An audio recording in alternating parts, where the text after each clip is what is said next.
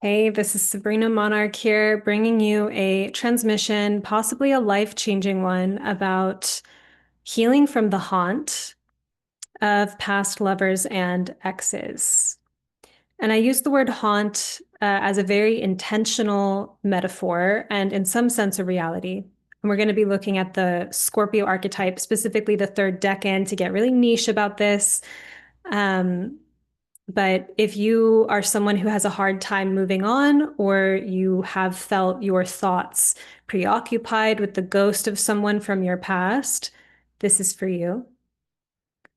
And we're just going to really go in for this one. So this is part of a series on healing heartbreak or getting over lovers and past exes that has been happening recently on my channel here. I'll leave the other videos in the links in the notes.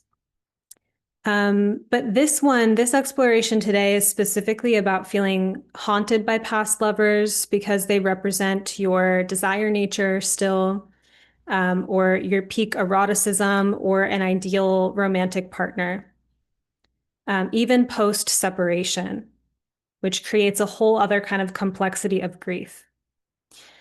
Your lingering thoughts about them haunt you. But you're also haunted by comparing new experiences or new people to them, right? In some sense, your daily life or whenever you feel that moment of weakness or vulnerability when you're not distracted, etc., uh, your life is overshadowed by a ghost, the sense of a person's absence. This sucks, right? Like, this is highly disempowering. Like, it's a difficult experience. This is a normal phase of grief, but for some, it can become more problematic when it lingers for months or even years, right? And maybe it becomes part of your identity or self-concept or an overall avoidance of love, even in your life, due to this problem. This is a highly scorpionic problem because the death rebirth process, right? This sign is about death and regeneration, hasn't completed, right? In some sense, the ghosts have not gone toward the light. That's all. And then there's a haunt. So I'm just going to share a few things before we get started here. Please visit my website, sabrinamonarch.com, to read about all my offerings. I am leading a journey called Shipwrecked starting July 21st, and this is a grief ceremony. And it is for anyone who's in the aftermath of rupture, personal, creative, romantic, spiritual, existential. It is to deeply meet the parts of yourselves that feel devastated or shipwrecked, if you will. That sounds so intense and almost so harsh, but actually the medicine inside of shipwrecked is very gentle and kind, and it's like these gold filling in the cracks. But the purpose being that we we might have been trained, right? We might have had this habit of running away from the most difficult parts of ourselves. So when something happens in our lives where we feel something has gone wrong, something is deeply off, or things went just a turn that we wouldn't have wished for, sometimes we self-reject, or like we don't have the tools to meet ourselves in that grief. So I'm actually creating this transmission about the haunt of grief because part of Shipwrecked and what I've been musing about is this kind of haunted sense of grief. So I'm speaking to some things that I know and have learned about this. But if you want to go deeper in a more ceremonial sense, check out Shipwrecked. And I've listed some things about the curriculum, so it's not a huge mystery. Like, you can actually have a sense of what we're going to be doing and how I'm going to support you with this. But that's on my website under the offerings tab. And then also, if you're new here, I have a free Pluto course. I have been specializing in Pluto for a decade, and I have some transmissions for free for you. So that is also on my website. So back to the haunt and haunted grief. I want to use a metaphor of divorce, right? In the way that ending a marriage requires a separation of assets. And this can be made complicated due to sharing property or having had children together.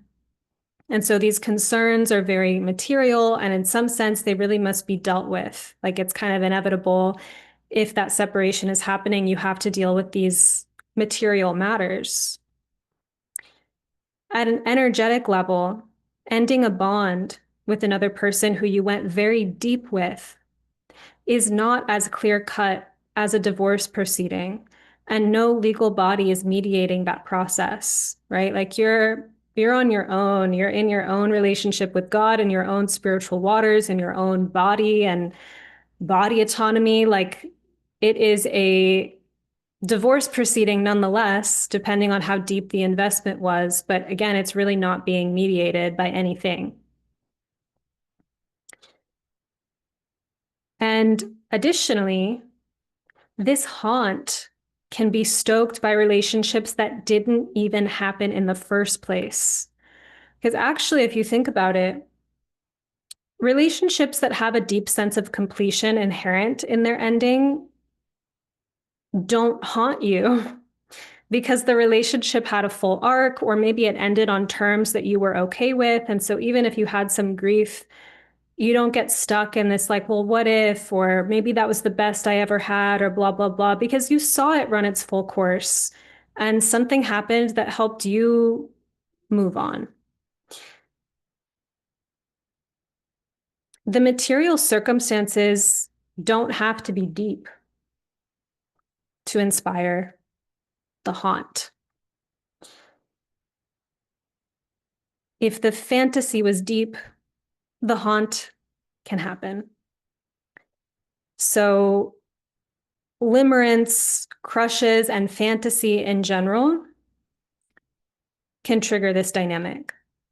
You could have just gone on one or two dates and built up a fantasy of a person and then stay haunted by the fantasy. And of course, this can trigger a lot of shame, right? Like, who wants to be hung up about someone they didn't even have a thing with? That brings up a huge self-worth wound or shame or whatnot. So I just want to go ahead and say, like, it is okay, right? It is,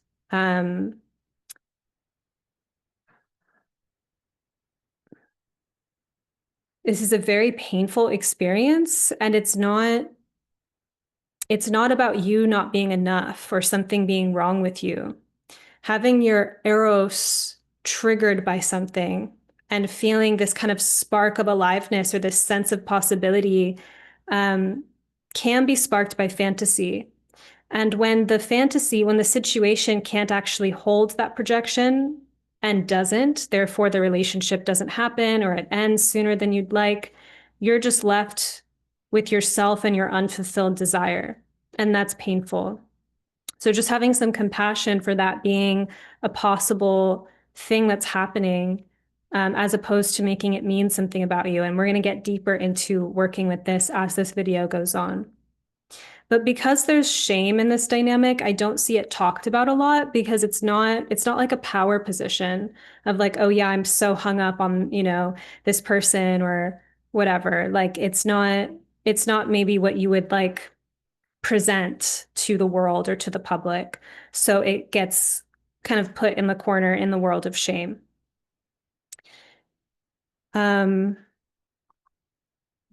So divorcing and reclaiming or separating one's assets is going to be different here at the energetic level.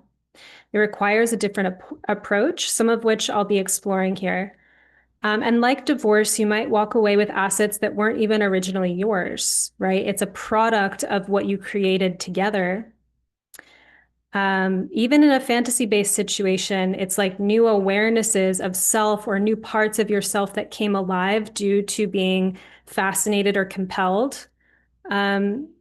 These parts of yourself emerged, and you can carry them forward with you in your life, even if the other person isn't with you on that next leg of your travels in this plane.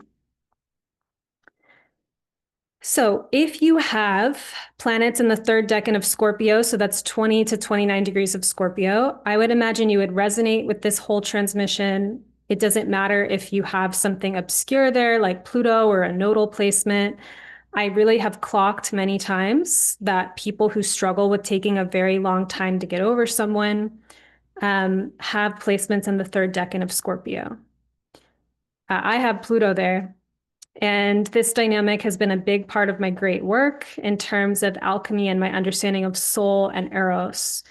And if you've followed me for a long time, you've probably heard me speaking over the years to eros and to things like the erotic present moment and um, reclaiming projections from the past, right? Or like retrieving your soul from where you've left it and being here in the present. That is because this subject matter has really touched me personally. That sense of being so enamored or so in love or so connected to something only to have it, fall apart and have to, reclaim myself and my connection to life in those ashes. So I know this struggle personally. The haunt, the spookiness of it, the necromancy of it all, like this is scorpionic, right? And a profound metaphor, I think, for having a hard time letting go, like the ghosts that aren't ready to go toward the light. And so, as niche as this astrological angle is, it's an important one. And I hope that the reflections in this video really support your liberation within these patterns. So first off, I want to share a few excerpts from 36 Faces by Austin Coppock, which is where I have learned and gained so much about the astrological decans. So a few things here. And this is from the book 36 Faces by Austin Coppock, speaking about the third decan of Scorpio. On the surface, what occurs in this decan appears as a loss.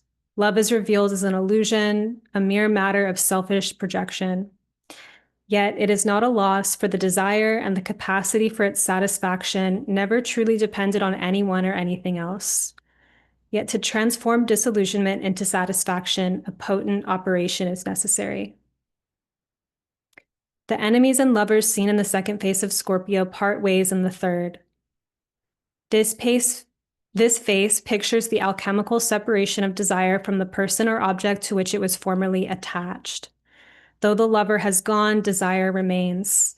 In a sense, we are returned to the loneliness and hunger of the first face of Scorpio, but with an important difference.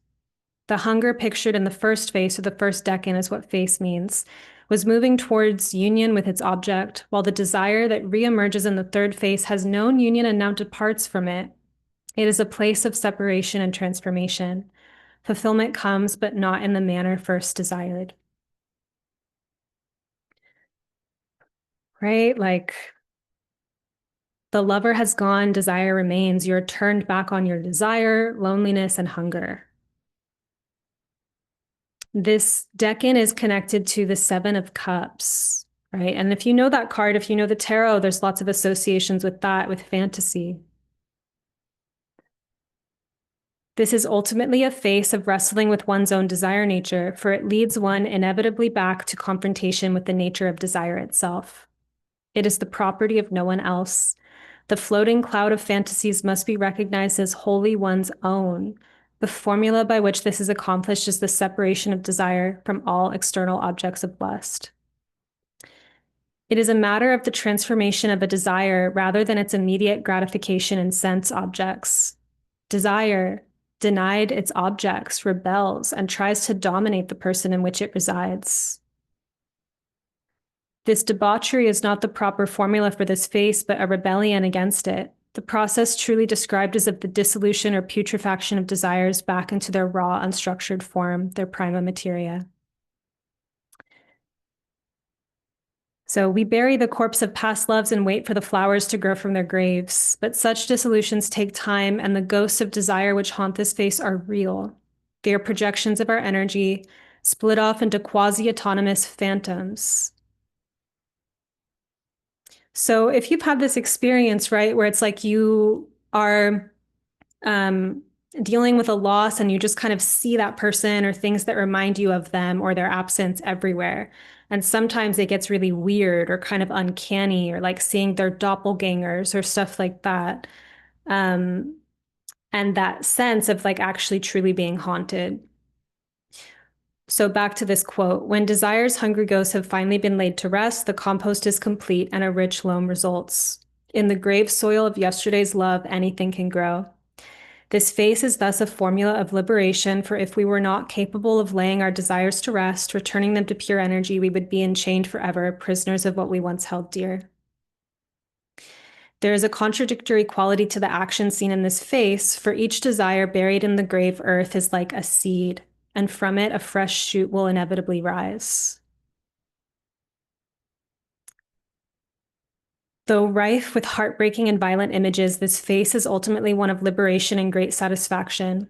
If one chases the ghosts which flit about it, there will be naught but debauchery.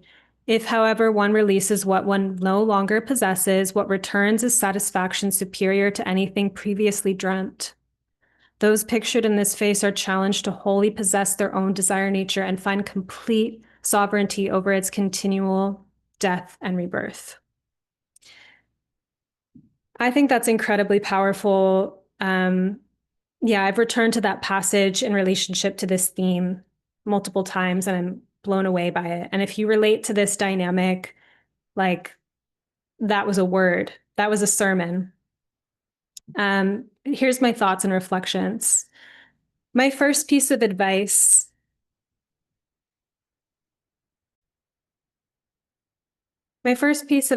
is to even know that this is happening. Become crystal clear in your awareness that you are preoccupied. That you are emotionally or erotically invested with an idea of a person, an idea of what could have been, an idea of a timeline that could have been if the relationship had progressed or continued. Right? Like one time I had a friend who was having a difficult time getting over an ex, and she still owned like objects, gifts from this ex. And I was like, maybe you should throw those objects out. Right? Like having those visual reminders in your bedroom and your living space is probably not helping create the sense of separation that you need now that this relationship has ended. And so that's why people go and like delete the photos on their phone or delete the texts, and that can seem really savage, um, or so cutting or something like that. But sometimes it's what you need. It's the psychic space that you need. Um, But first, know that you're in the haunt, right? If you're preoccupied or emotionally or erotically invested in something that is no longer. And some already know this, they're fully aware, and it's still hard to shake, right? It takes time, just as the text about this Decan said, it takes time for this regeneration process. But some people don't know they're doing it. So this is the first thing that I want to address. They so deeply believe that they missed the boat or, on something special and important that they fumbled it, they fucked it up, they epically fucked it up. Life took the wrong direction. Something deeply tragic happened. And, admittedly, some people from your past may be ridiculously special, right? Or maybe they left your life in a way that was really not chosen by either of you. It was an accident or a loss or something. Um, some people from your past might be a ridiculously bright light that threaten to overshadow all who come after them. The way you felt with them may be so ridiculously bright that it overshadows what you can even imagine ever even surpassing it. Right? And that's the story and the logic that is going around this. So how could I let go of this bright light or this big peak experience if life is never even going to reveal anything as good ever again? This transmission, by the way, is not about making it work with someone who you've had some separation with and you're trying again, because sometimes that happens, right? You may be like, actually, I don't want to let this person get away and I'm willing to work on it. And that happens sometimes. But other times, the person is 100% not available, is actually deceased, unfortunately, or is not showing up in a way that you can collaborate with, such as they are below your standard, they've treated you badly, and they have no remorse or ability to repair with you, etc. Sometimes there is simply no truth, gravity, or purpose in being together any longer. So please use your discernment if this transmission applies to your situation or not. When people are not aware that they are overly invested in an unavailable object of their desire or affection or fantasy, it really can be as simple as idealizing an ex or identifying as being so wounded by an ex that you are not available for actual present moment connection with yourself or with others as deeply or as openly as you could be. You're like a person who's separated but hasn't finalized the divorce proceedings. Maybe you haven't even taken off the ring. People who are not aware that they are doing this have a lot of mental activity justifying the greatness, specialness, or awesomeness of the other person or of these possible timelines, as well as the tragic fall from grace that something went deeply wrong. So, first piece, know that it's a haunt. Second piece of advice is undergo the learning process of how to differentiate your desire from how you invest it. Right? And this goes back to what this Decan is all about. This Decan, as we saw in the text, is about returning desire to its original form. The point in the story where your desire is still wrapped up in a past situation means you have not finalized the divorce proceedings, energetically speaking, even though a separation has occurred. Just like in the material sense, this can be messy or protracted and complicated, so too can it be emotionally or psychologically.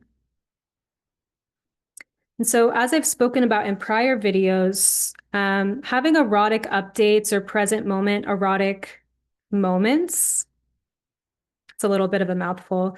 This means you're cultivating your relationship to what's real now, right? What's happening, what's present in your body.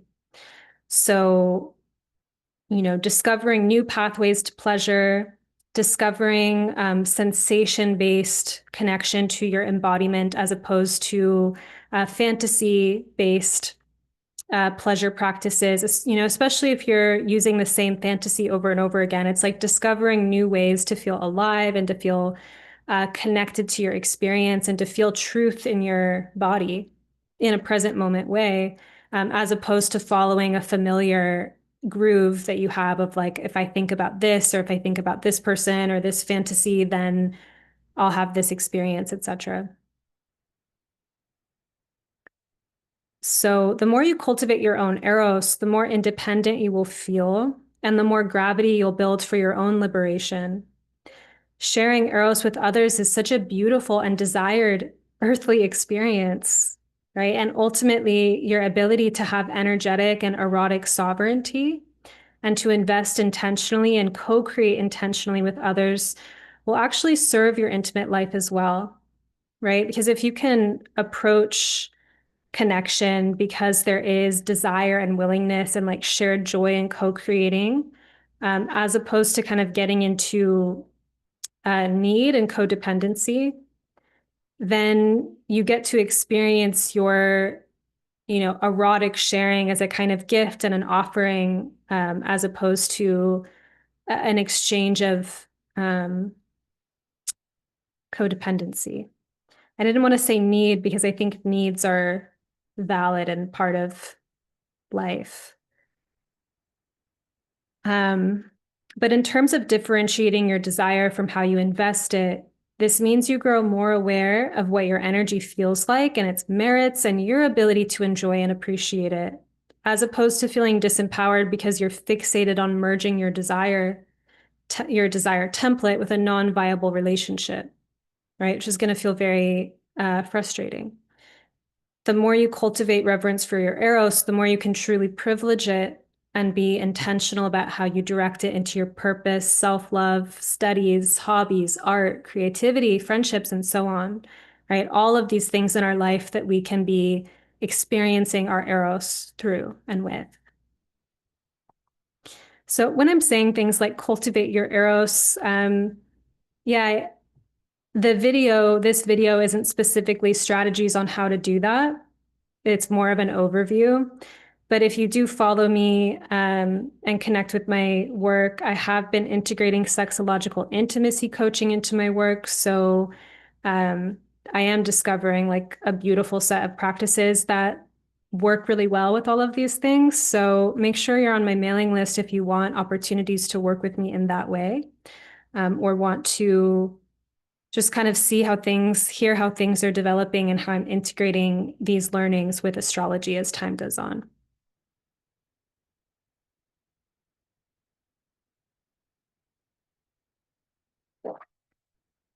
And my third piece of advice around the haunt is to have a revolution. Don't just recycle energy. So watch my other video, Revolution of the Heart, on this channel. It's linked in the notes. Because if and when you master the ability to recycle desire to its original form, amazing. Congratulations. It's just you don't want to call in more of the same, i.e., you get so good at the alchemy and the cord cutting rituals and the return to your own energy, etc. Healing your grief, have your heart open wide, only to stumble again into the same exact person that you keep dating over and over again, just in a different body with a different face. When this happens, it means that you managed to release the attachment to the person, but you have not broken up with the deeper pattern or story underlying them. Right? You haven't had the revolution. You're still playing out the same story. And I do think some people hold on to grieving over particular exes because they don't fully trust themselves. They feel if they love again, they will be the same person in the same love paradigm and make the same mistakes and feel the same pain all over again. And there might be some truth in this. We do have to invest in new skills and new learning when we're in the process of revamping our life, right? And updating what our needs, like understanding what our needs in connection are, understanding what we want to co-create, what our limits are, what our boundaries are, like being able to effectively communicate these things and not just being in the same cycle or the same story over and over again. So we don't want to just swap new people into the same old roles or the same grooves in our psyche. Scorpio is about transformation. So perhaps begin to think about people who are like a thorn in your psyche as a placeholder. They are resonating with an entire paradigm you have about life, connection, self-worth, love. And if you obsess about them, it might be because they're the most interesting and fascinating and sensational and show-stopping. Consider the whole ecosystem the connection was formed in, which is obviously harder to do, but is going to be more rewarding in the long run. And lastly, I hope you're doing all right. I feel like this transmission is really, hot and heavy. It's heavy. I want to address a possible elephant in the room, which is the very extractive side of the Taurus-Scorpio axis, right? Wherein people are commodities and they are as good for us as they are useful or fulfilling a purpose or holding our projection of Eros, right? It's said in the beginning of that text on the Decan that these situations were illusions based off of selfish projections, right? Have you ever felt someone's like love and fascination toward you and you didn't feel at all seen by them? Like you just were the projection screen for their fantasy, and it's objectifying. Like You may be at a certain point sometimes where you even appreciate the attention, but I think often there is a kind of unnerving quality to it of like, this isn't even about me. Like, I just represent something to you. So it's selfish, right? Um, there is a more sobering and cutthroat part of the Taurus Scorpio axis where um, when they're done, they're done. And if something isn't useful or fulfilling a purpose in pleasure and business, it's done. And it's not wrong to end connections that have run their course, right? It can be harmful to keep connections around that have run their course.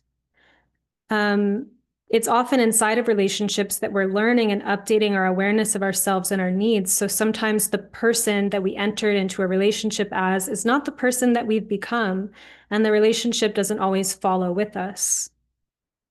So I don't want to promote if the person doesn't promote joy, throw them out, recycle them, recycle your projection and find someone new. Like, it's totally not what I mean. But at the same time, it's crucial for Taurus Scorpio to be clear about desire, and about things that, to end things that need to be ended, including pruning dynamics or kind of energetics within a thriving relationship where it's like this thing has come up between us and let's talk about it, let's address it. We need to really make space with Taurus Scorpio so that we're not accumulating excess baggage. So I bring in Taurus, by the way, because Taurus and Scorpio are in axis. They're opposite signs. So follow me, bear with me.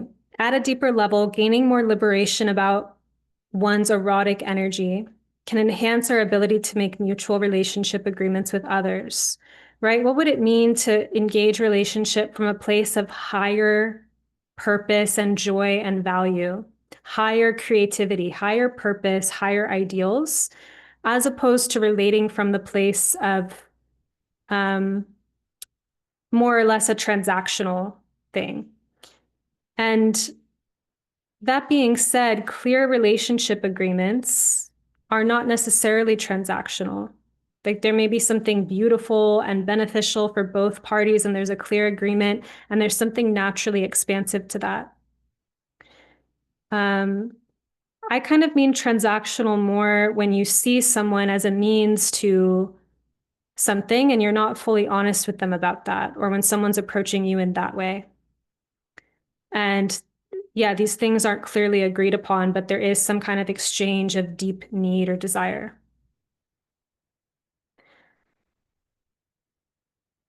So when we do not feel liberated about our erotic energy and view specific others as the key for us to access ourselves and the peak erotic experiences that we seek, we will become more prone toward extractive, manipulative, or scarcity-led behaviors. These are complex topics that require work over time and character building and self-knowledge, so I don't intend for this video to be a step-by-step process by any means. However, I do want to illuminate the dynamic and give an overview of what's possible here. Once you no longer associate your desire and your eroticism with particular others in a disempowered way, so whether in the present moment or by hanging on to past peak experiences and letting that be the overshadow or the ghost, when you stop doing that, you'll be able to feel the immense vulnerability and charge inside of the truth that you can go farther with others in collaboration than you may be going on your own. It's true that combining forces allows us to become more than what we are. This is Scorpio's high dream. This is what the urge to merge is all about. It's like you literally become more than who you are by yourself. And therein is the deep disempowerment and power struggles because this other person has the secret sauce, or like your collaboration together opens up something, and it can be very vulnerable to deal with what's beyond us in that way. However, you can begin or you can liberate yourself from tortured patterns like idealizing people who don't value or prioritize you just because they stir up something special in you that you want to feel more of, or putting yourself in bad or unsafe situations just because it has something special for you, which you are essentially extracting from the situation. Not that relationships are perfect, but instead of negotiating your needs more accurately, you hide those needs in order to keep the person, keep the prize of the situation until the situation gets too bad and too poisonous and you can't endure it any longer and you have to stop. Right? Like, and you know when you do this, it's like when you enter into a relationship or a dynamic that is like actually like you're saying yes to a lot of things you're actually a no to because you want the one prize. You're like, I want this one kind of thing in the relationship, and I'm going to put up with all this other stuff and not represent myself accurately just to get this special prize.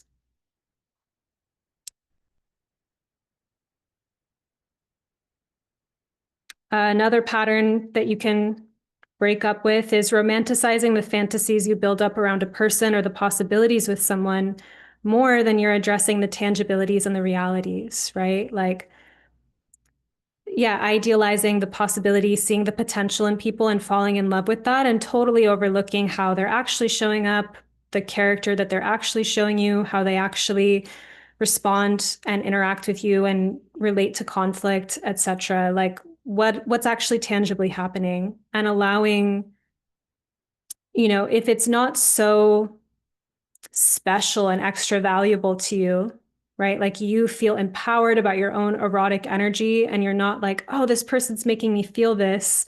Therefore, no matter how they're actually showing up, I need the fantasy of this situation to connect with my own eroticism. Like, no, you really don't. You don't have to privilege the fantasy over the reality just to touch something that was always yours to begin with.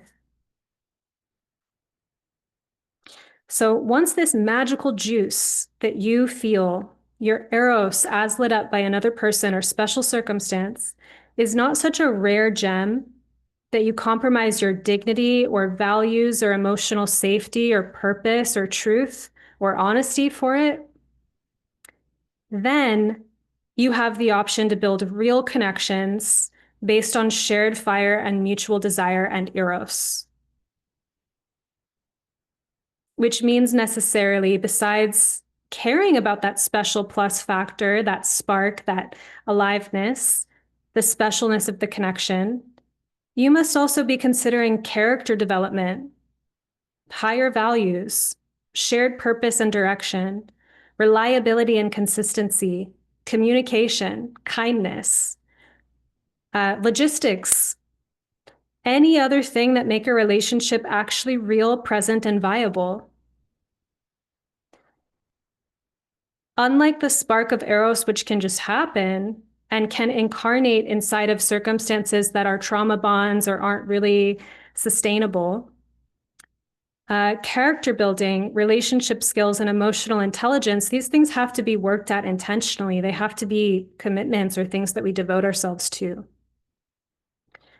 So my big message within all of this, kind of laying out what is the haunt, how is it connected to the third decan of Scorpio? My big message is wake up to the haunt if you're haunted. Stop giving it so much power.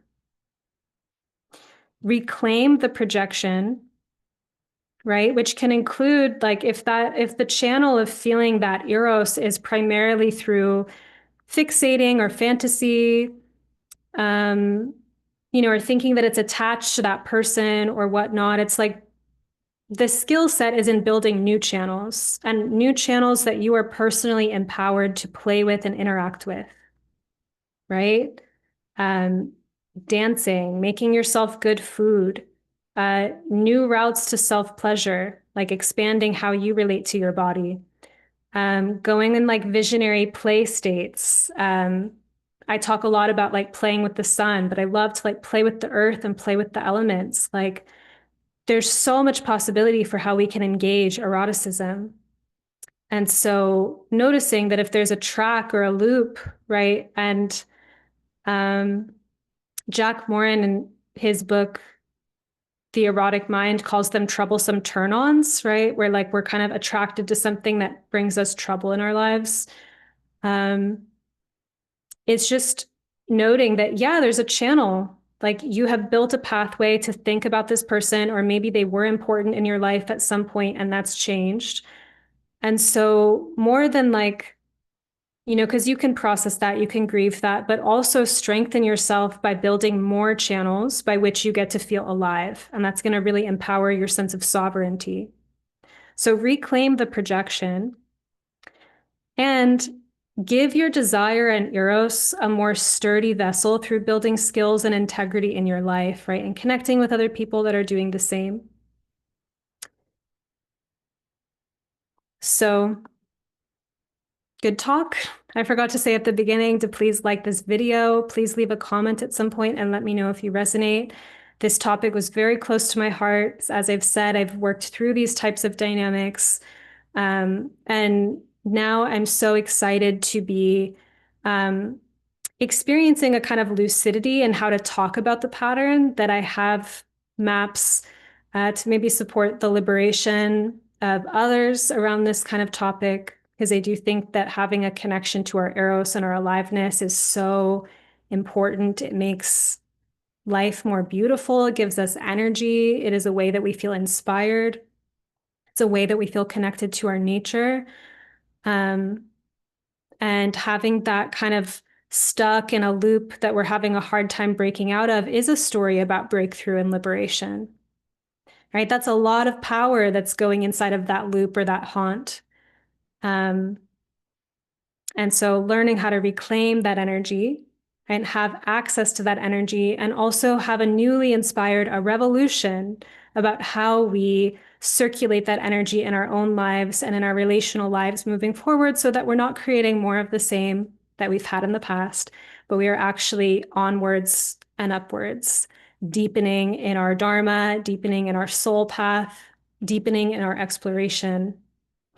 So do check out the other videos in this series as well, the Revolution of the Heart one, and then my first overview video. If you want to go deeper in exploring grief rituals to help loosen up this material, come to Shipwrecked. It's going to be amazing. And get on my mailing list if you want to stay in touch or have that free Pluto mini course. Please leave a comment. Let me know what resonated with you. Thank you so much for watching. And I wish you all the liberation, free of the haunt. Much love.